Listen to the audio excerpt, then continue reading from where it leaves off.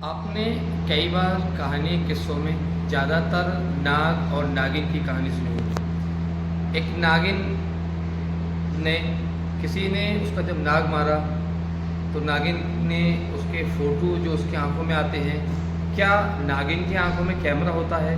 क्या उसके पास कोई लोकेशन होती है जिससे वो आदमी का पीछा करती रहती है? ऐसी कहानी हमने कई बार फिल्मों में तो कई बार किस्सों में अपने बुजुर्गों से सुनी होगी कि कोई भी सांप अगर तुम किसी नागिन को या फिर नाग को मार दो।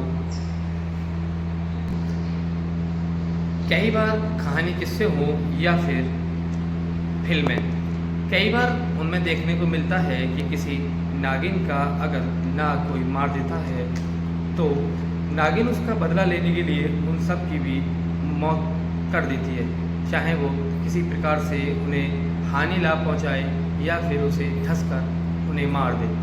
ऐसा कई बार हमने फिल्मों में देखा है और कहानियों में सुना है। लेकिन एक व्यक्ति जिसका नाम है विकास दुबे, उसके साथ लगभग 40 से 45 दिनों के भीतर लगभग सांप ने उन्हें 7 बार काट लिया और वो लगातार एक प्राइवेट नर्सिंग होम में अपना इलाज करवा कर बाकायदा ठीक होते रहे। तो क्या है पूरा मामला, कैसे विकास से है नागिन या नाग की दुश्मनी, हम पूरी वीडियो में उसकी ही चर्चा करेंगे। तो पूरी वीडियो देखने के लिए हमारी वीडियो एंड तक देखें कि आखिर क्या है कहानी। तो राम राम, नमस्कार, आदाब, सत श्री अकाल। मैं तरुण ठाकुर एक सच्ची घटना लेकर उपस्थित हूँ। ये सच्ची घटना है फतेहगढ़ जिले की। फतेहगढ़ जिले में एक मालवा थाना क्षेत्र पड़ता है, उसी का एक गांव पड़ता है सोरा। सोरा गांव में एक नाम व्यक्ति रहता है विकास दुबे। विकास दुबे अच्छा खासा एक लड़का जिसकी उम्र है 24 साल। वो अपने घर पर रहता है, 24 साल से वो अपने घर पर ही रह रहा है। आखिर उसके साथ क्या हुआ कि उसे पहली बार रात को 9 बजे वो बिस्तर से उतरा और उसे एक सांप ने काट लिया। ये घटना है 2 जून की। जैसे ही उसे सांप ने काटा तब उसने अपने घर वालों को बताया। घर वाले एक पास के ही नर्सिंग होम में ले जाकर उसका इलाज कराया। लोगों ने समझा कि एक नॉर्मल है, हर कोई जब कभी किसी का पैर सांप पर पड़ जाए या फिर कोई गलती हो जाए कैसे भी सांप से, या फिर सांप निकल के जा रहा हो और हमारा पैर पड़ जाए, उस पर हाथ लग जाए तो सांप में डस लेता है।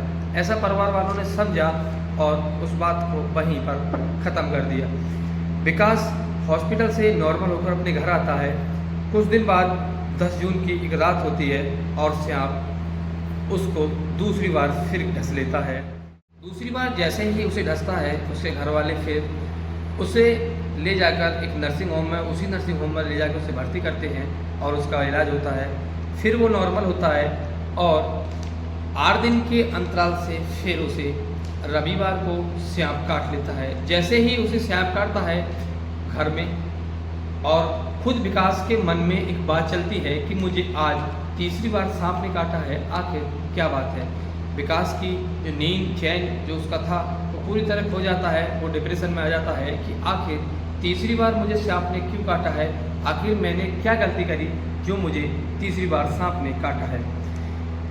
फिर उसे ले जाकर भर्ती करते हैं, वो फिर नॉर्मल होता है। एक दिन वो अचानक जब सो रहा था तब उसे सपने में वही सांप आता है और कहता है कि मैं तुझे लगातार 9 बार काटूंगा और जैसे ही 8 बार तू लगातार इलाज से ज़िंदा हो जाएगा, लेकिन जैसे ही मैं तुझे 9वीं बार काटूंगा, मैं 9वीं बार जब तुझे काटूंगा तब तू नहीं बचेगा और तू मर जाएगा। ये सुनकर विकास काफ़ी परेशान था, उसके घर वाले भी काफ़ी परेशान थे। उन्होंने प्रशासन से भी बात की और विकास से खुद उससे उनके घर वाले या फिर डॉक्टर हों कहा कि तुम यहाँ से कुछ दिन के लिए बाहर चले जाओ, मौसी के घर या फिर कहीं और रिश्तेदारी में। वो अपनी मौसी के घर राधानगर चला जाता है। जैसे ही वो राधानगर जाता है, मौसी के घर पहुँच जाता है। मौसी के घर जाकर वो आराम से रहता है कि यहाँ पर अब मुझे कोई टेंशन नहीं है, मुझे कोई भी बेचैनी नहीं है, और वो आराम से चैन की नींद सोता है, खाना वाना भी ठीक ठाक खाता है। लेकिन वहाँ पर जैसे ही रह रहा था, 3-4 दिन बाद रात को करीब 12 बजे दिन बृहस्पतिवार उसे मौसी के घर वही सांप आके डस लेता है। जैसे ही मौसी के घर वो सांप डसता है, वैसे ही विकास के मन में एक अजीब सा ख्याल आने लगता है और उसके जो परिजन होते हैं वो भी अजीब से ख्याल आने लगते हैं कि आखिर इतनी दूर राधा नगर आखिर वो सांप कैसे पहुंचा। क्या सांप जो नागिन या नाग होता है उस पर भी कोई लोकेशन होती है? क्या वो किस प्रकार से पता लगाता है कि जिस इंसान को हमें डसना है, जिस इंसान को हमें काटना है, वो अभी इस वक्त इस स्थान पर है, इस जगह पे है। इस बात को लेकर काफ़ी मीडिया में भी ये चीज़ आ रही है और काफ़ी प्रशासन ही इसे लेकर परेशान है। लेकिन कुछ लोग का बताना है कि जो इसे सांप जो काट रहा है इसका ये भय है, लेकिन वहाँ के जो डॉक्टर हैं जो उस पर भी जांच चल रही है कि आखिर इसी हॉस्पिटल में, इसी एक प्राइवेट हॉस्पिटल में इसका इलाज क्यों होता है। आगे की जो भी बात होगी फिर पता चल ही जाएगा कि आखिर ये बात सच है या नहीं। लेकिन जो ये विकास दुबे है, जो 24 साल का लड़का है, वो खुद कह रहा है कि मुझे सांप ने काटा है। मुझे 3 बार तो सांप खुद दिखाई दिया है, लेकिन मुझे बाद में जितनी भी बार सांप ने काटा है मुझे दिखाई नहीं दिया है। लेकिन मुझे महसूस होता है कि मुझे सांप ने काटा है और जब मैं हॉस्पिटल जाता हूँ, मेरा इलाज होता है तो मैं ठीक हो जाता हूँ। लेकिन जो सांप ने कहा है कि मैं तुम्हें 9वीं बार जब काटूँगा तब तुम नहीं बच पाओगे।